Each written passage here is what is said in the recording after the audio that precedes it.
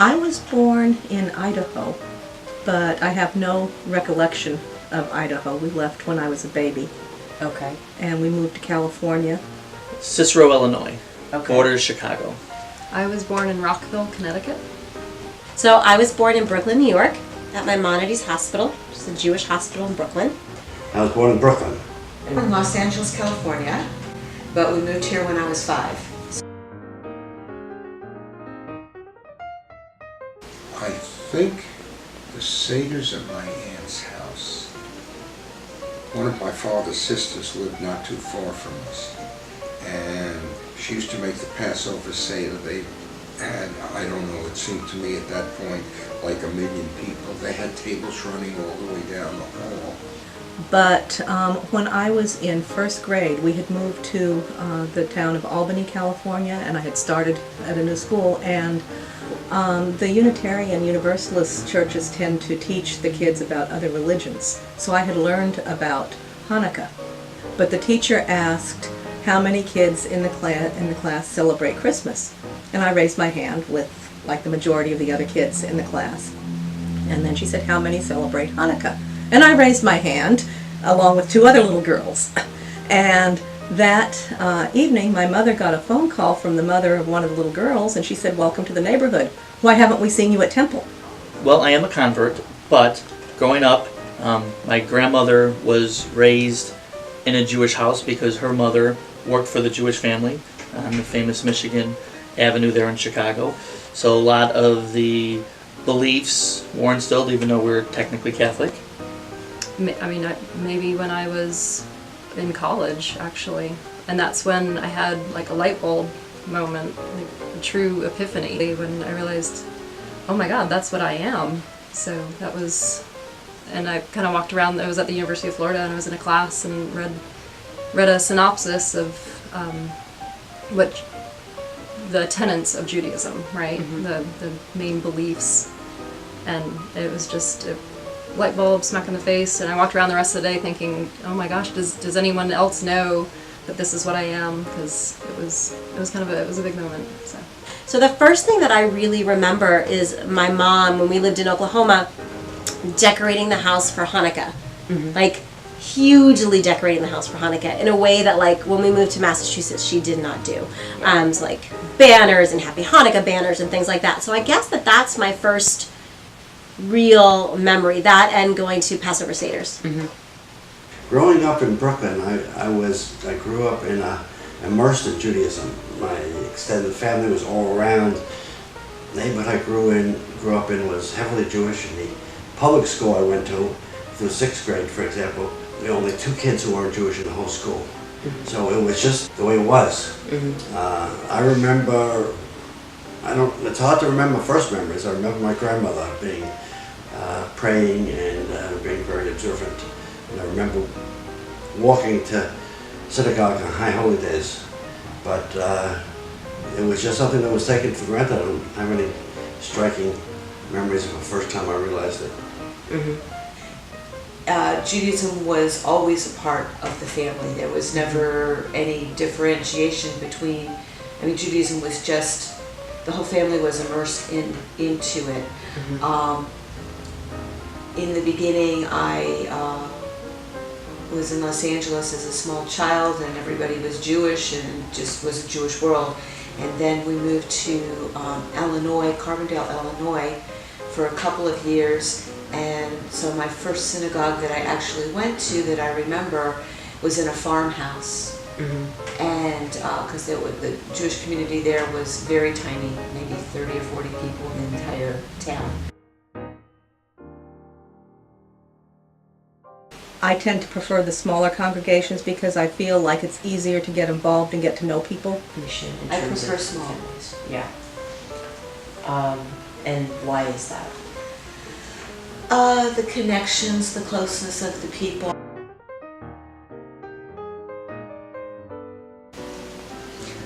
We did not belong to a temple.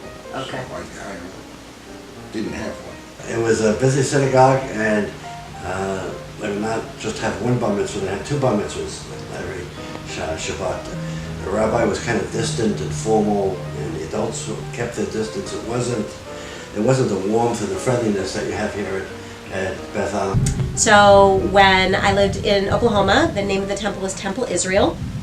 And it was a pretty normal classical reform synagogue. Like it was, like I don't really remember anything other than Sunday school. And I remember I loved the cantor. He was awesome. When this congregation first started, well, at the very beginning, we were about 13 families, and so we were very close, and we did everything together right in the beginning. But the beginning, the goal was to get more people, so that's what we were working toward at the beginning. And about 3 months after our first meeting, after we got together a couple more times, we had a big publicized meeting, and we had about 78, 79 people there. And so once we really got going, I would say we had, probably maybe 60 families at the very beginning. And so everybody worked together, and everybody attended everything, and everybody was very close, and everyone pitched in and full force. The larger we get, the less of a percentage of people get involved, it seems. And it was nice when it was small and everybody knew everybody and everybody worked together.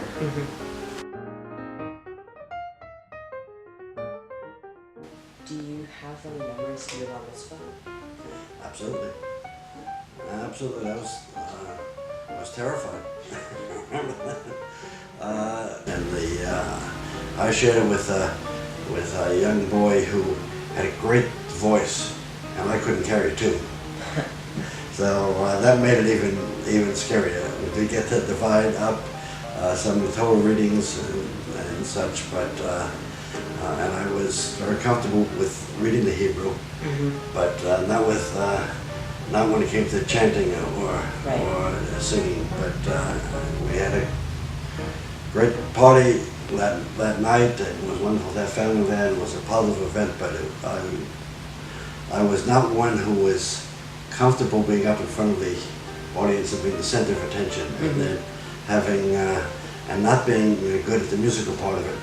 It was very nerve-wracking for me. So did you go to a Jewish day school when you were a kid?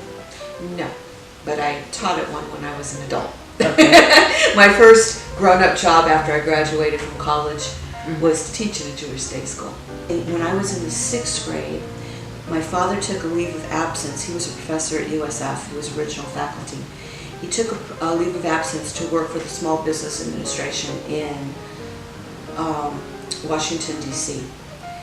And it was very hard for me that year.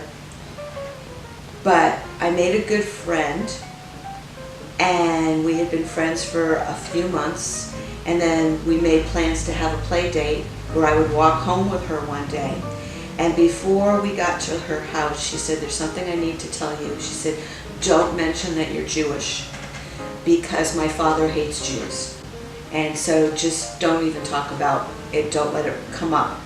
And that's the first time I was ever really confronted with somebody doesn't like me, who doesn't even know me because I'm Jewish. Maybe I could have an influence on younger people and help them so that they don't grow up to have the anti-Semitism that their parents have. I mean, we don't keep kosher. I mean, I don't know. It starts to become a competition, right? Like, how Jewish can you be, or how that's one of the things I like about Reform, but I still think even in Reform circles we can fall into that. Like, well, I'm a little more Jewish than you, but we have a Jewish home. I mean, I'm Jewish, my daughters are Jewish, my husband is not, but we're raising our family Jewish. We celebrate all the holidays. We I don't know, we light Shabbat candles. So yeah, I don't. Oh yes, we're definitely practicing Jews. I mean, we don't keep kosher, but we do Shabbat services every Friday night if we don't make it here, which most of the time is at home because of my work. Saturday we try to make it a point at least the start of the morning to do family activities. Are we perfect with that? No, but we're very conscious of, the beliefs, the holidays, and daily practices.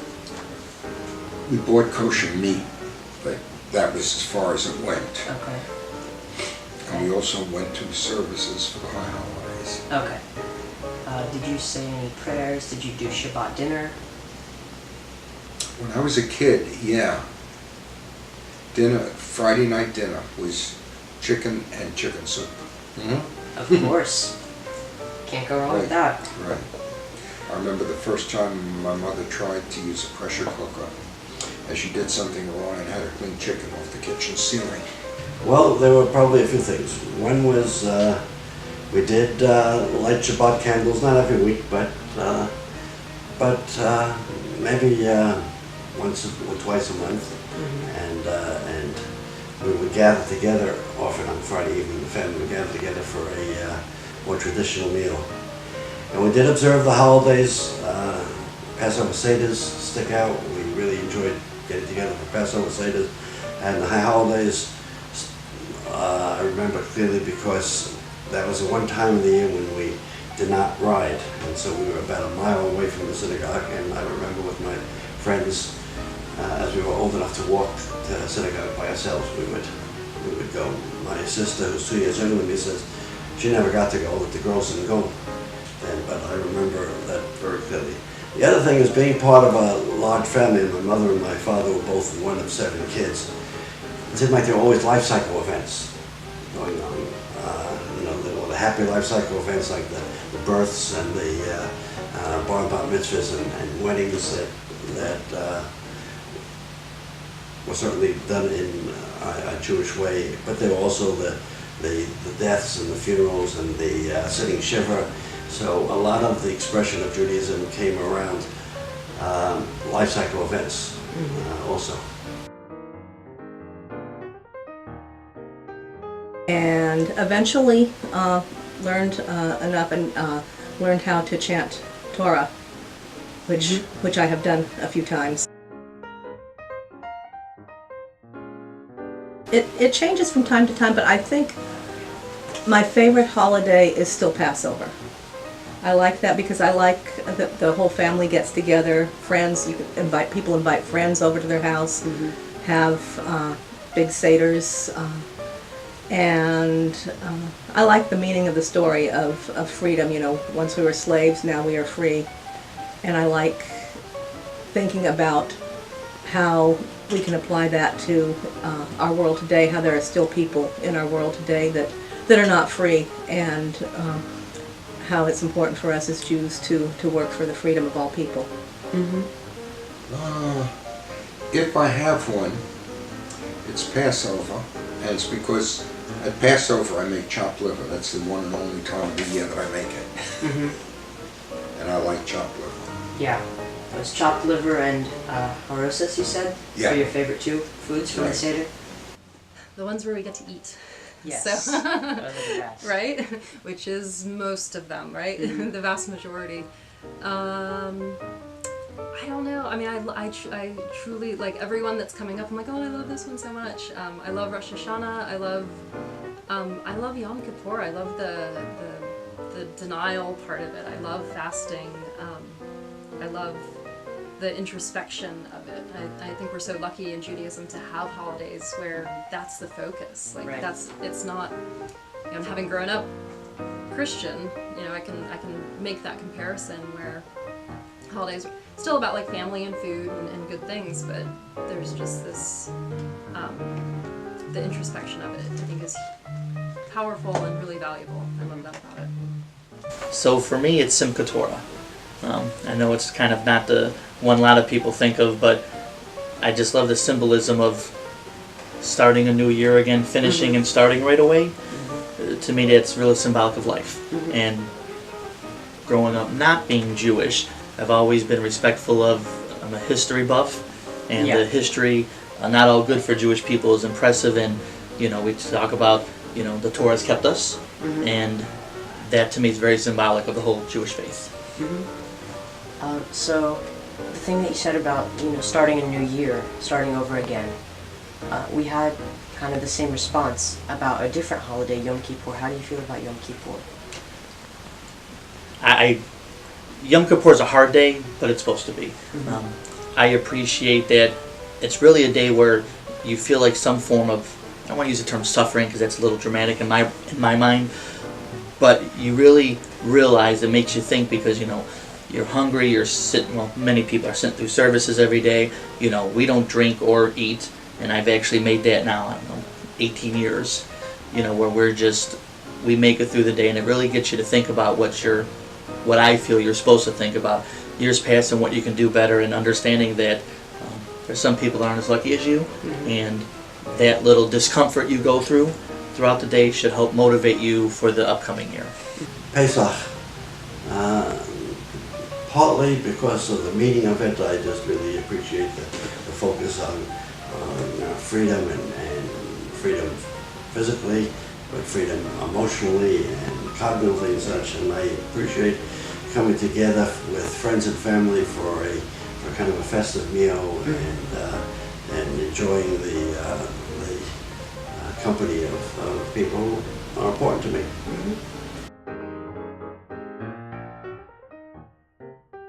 Yes. Yes, twice. Twice, okay. What did you think of it? What was your impression? It is very dynamic. It's lovely.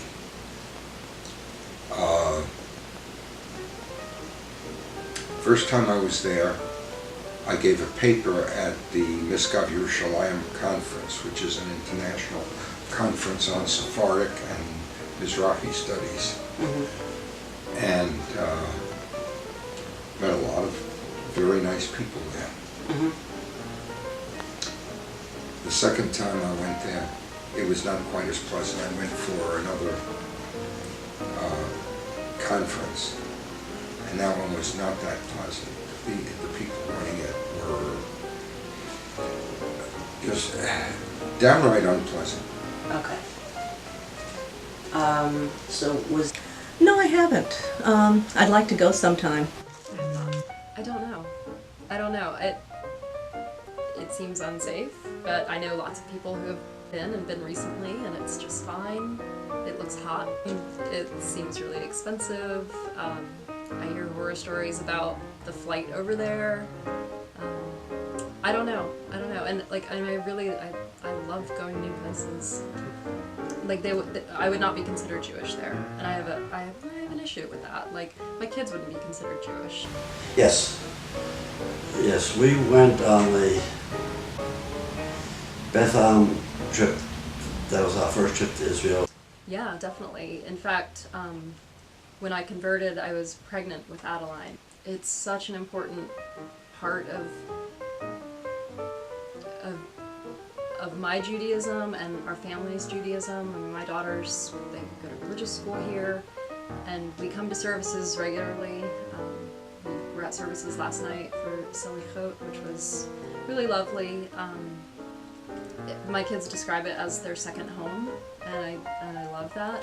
Not yet, but I would love to go. So I pay a lot of attention to Israel, actually. I've never been there. As a Reformed Jew, I do get frustrated, but I get frustrated from two ends. I do not appreciate the lack of respect that as a whole, not the Israel society, but the Israel religious establishment doesn't give the Reformed Jewish people.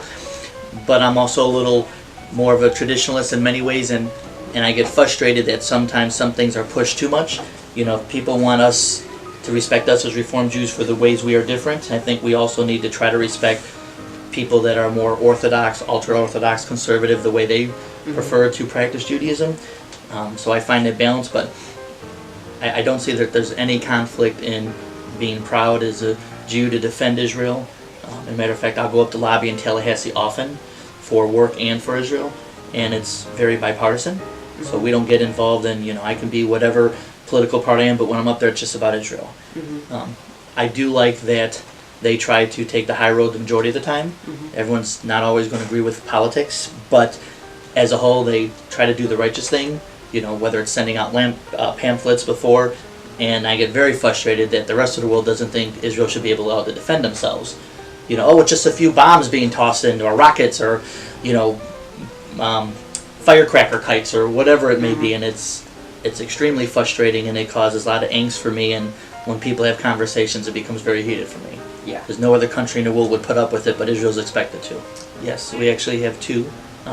Oldest is Joshua, he's 13, recently just had his Bar Mitzvah in February, and our youngest is Ethan, he's 7. Because of background with family and stuff, I thought Judaism was always impressive. Actually, in high school, I went to Catholic high school, but I got a A+ on an argument paper for why Jesus wasn't the Son of God. I took kind of the scientific route, but with a lot of Jewish historical references. So I've really been more connected. So raising our children in faith is very important. Again, we're not perfect Jews in terms of even being practicing, but we do effort to, you know, they're in Sunday school, you know, going through the whole process. We're involved in some Jewish organizations, so it was very important to us, and still is. Good.